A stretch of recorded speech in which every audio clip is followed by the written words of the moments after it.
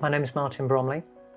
I'm dad to two young children, Victoria and Adam, and this is the story of the death of my wife, Elaine, who died in March 2005 as a result of an attempted routine operation that went wrong. I'm an airline pilot with a background in human factors. I want to make a difference. I want to be able to say to Victoria and Adam in a few years' time that although their mum died, the lessons from that have been learnt and that there is a change in practice in healthcare in the UK.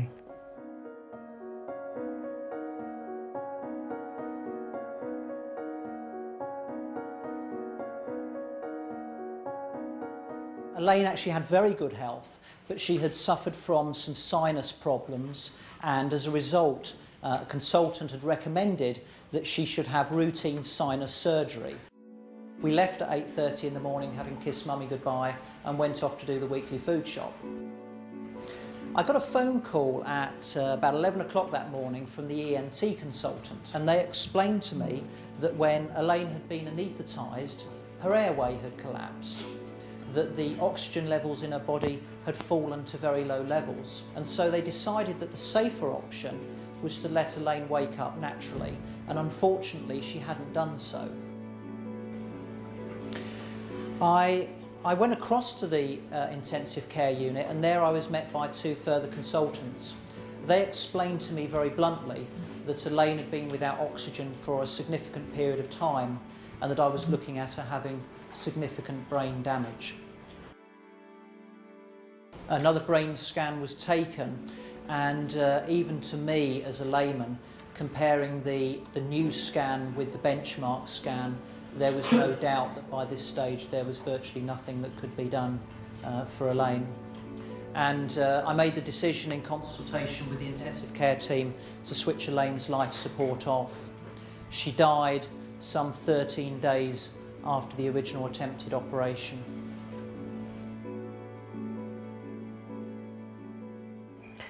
And really what I want to try and do is just share a bit of the story with you of what we know happened. As best we can. We've probably got 80% of the picture now, I think. Elaine was being cared for by an experienced anaesthetist and his experienced assistant. We'll get on, shall we? The plan was that they would start with a laryngeal mask, and they had done a very thorough pre-op assessment. There were no undue causes for concern at this stage. And at 8:35 in the morning, Elaine was anaesthetised. Off we go now. Off to sleep. The first mask wouldn't fit. They tried a second mask. Why am I having problems here? I don't know. I'll open this. Hold down a bit. Let me push the head back a bit more. They then tried some extra drugs to try and reduce some suspected tension in the muscles in the jaw. So it was obvious almost straight away that things were going wrong. We know that 2 minutes in, Elaine's oxygenation was 75% and falling, and she was by this time already visibly blue. Within 4 minutes we know that her oxygenation had fallen to 40% or lower. There's some confusion about the precise time, but we know that 6 to 8 minutes in, a number of things were happening. The anaesthetist had already started to attempt to intubate Elaine. The oxygenation was still at 40% or lower, the heart rate was falling. The ENT surgeon waiting to perform the op came into the theatre. An anaesthetist from an adjoining theatre became aware of a commotion, and he walked in to see what could be done. And at least 3 nurses answered a call for help. And what happened is that the 3 consultants continued with the attempts to intubate, and they used a variety of different techniques and a variety of different pieces of equipment. The nurses, meanwhile, performed some tasks under their own initiative. But what we can say is that 10 minutes in, with hindsight, this is a situation of can't intubate, can't ventilate. This is a recognised emergency in anaesthesia for which guidelines exist. We're now 10 minutes into this attempted procedure. The patient, my wife, is blue. Her oxygenation is 40% or lower, and it has been for 6 minutes. The anaesthetist has 16 years experience and he is regarded as diligent by his colleagues. The ENT surgeon has over 30 years experience. The other anaesthetist has additional skills pertaining to difficult airways, and 3 of the 4 nurses are all experienced in their job. And it's perhaps worth just wondering at this stage what was going through their mind. The intubation attempts had failed, the oxygenation was very low. What we know actually happened is this point in 10 minutes for a further 15 minutes, the 3 consultants would appear to have continued with their attempts to intubate to the exclusion of any other option.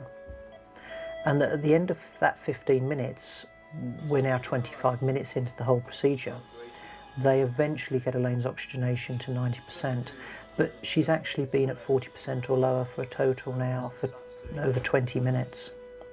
Keep going. Can we get above 90? Nope, she won't go up.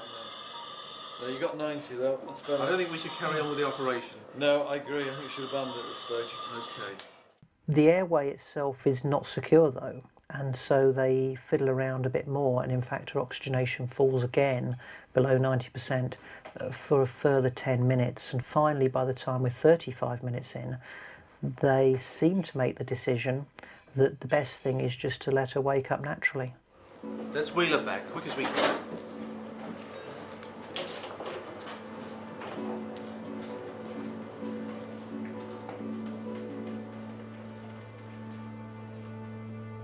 And they transfer her to the recovery room. She lays there for an hour and a half, and of course she never wakes up.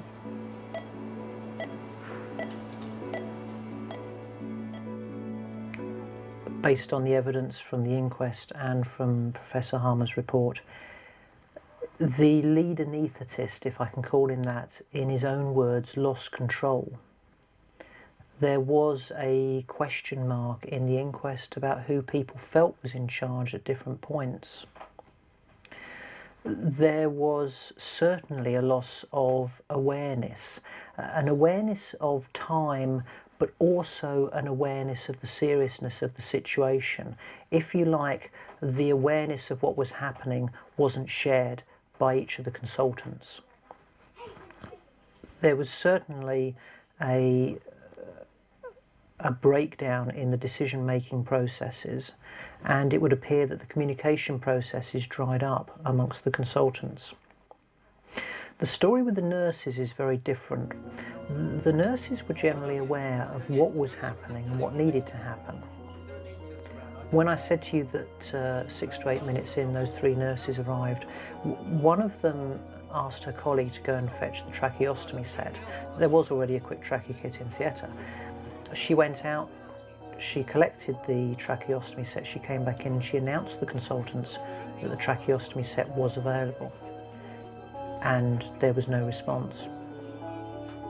One of the other nurses who walked in immediately saw Elaine's colour, immediately saw the vital signs, and walked out again to phone intensive care. She phoned to check that a bed was immediately available. She came back in and she announced to the 3 consultants that a bed was available in intensive care. And in her own words, they looked at her as if to say, "What's wrong? You're overreacting." She actually walked out and cancelled that bed. At the inquest, 2 of the 4 nurses stated that they knew exactly what needed to happen, but again, to quote from the inquest, didn't know how to broach the subject. We have a breakdown of leadership, of situational awareness, of prioritisation, of decision making, of communication, and of assertiveness. And these same factors, these same human factors, ironically are present in 75% of aviation accidents. And really, since then, I've been trying to understand why in aviation we train and to understand about human factors, and it's an integral part of how we design equipment and how we manage procedures and how we work day to day. It's part of our everyday language, but I'm trying to understand why that's not part of clinical practice. When we get out to the aircraft, there's a lot of technical jobs that need to be performed. There's the usual security checks of an empty aircraft. There's the safety checks, both of the outside, we have to do a walk around, making sure the systems are functioning and that everything we require for flight is switched on or operating in the way it should. Having done all the preparation, got everything ready for flight, we then get together in a briefing.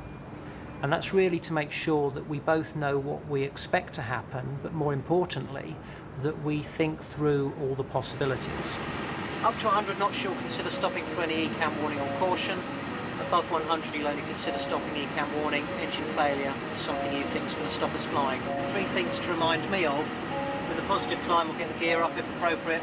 Remind me that toga's available. Remind me that autopilot's available.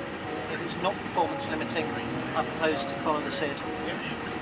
The only other exception to that is if we had some uncontrollable situation like a fire still burning when we get to S speed, in which case I'll pull that, and it's suitable for a right-hand visual back for 27 right today. Any questions on the emergencies? Okay, as far as the departure, it's an opening up of communication. Human factors tells us that actually we're all wrong no matter how good we are, and we need people around us to help us. It's creating that open environment within your colleagues, being open to suggestions. If they put their hand up and say, excuse me, I'm not sure about this, it's not turning around and saying, actually, I'm the boss here. It's turning around and saying, tell me what your concern is. It's listening. And before you ask, by the way, what happened to the people who were involved in my wife's incident, you will be pleased to know that they all returned to work eventually after the incident. And that is exactly what I wanted to happen. By being back in the workplace, they can spread those very personal lessons on to their colleagues. And all of them will be much better clinicians as a result of what happened, of that there's no doubt. The key message I would emphasise is that in aviation we know 75% of accidents are caused by human factors. In healthcare, what's the statistic? Is it 75% as well? Is it 85%? Is it 55%? No one really knows. My argument is, though, that the actual statistic is irrelevant. If you accept common sense and look around you, that tells you a large proportion of accidents and incidents will be caused by human factors. The lessons from other industries are there, and they're equally applicable to healthcare. And if it is only 45%, that is an awful lot of lives that we could be saving. Let's wake up to human factors. Let's make a difference.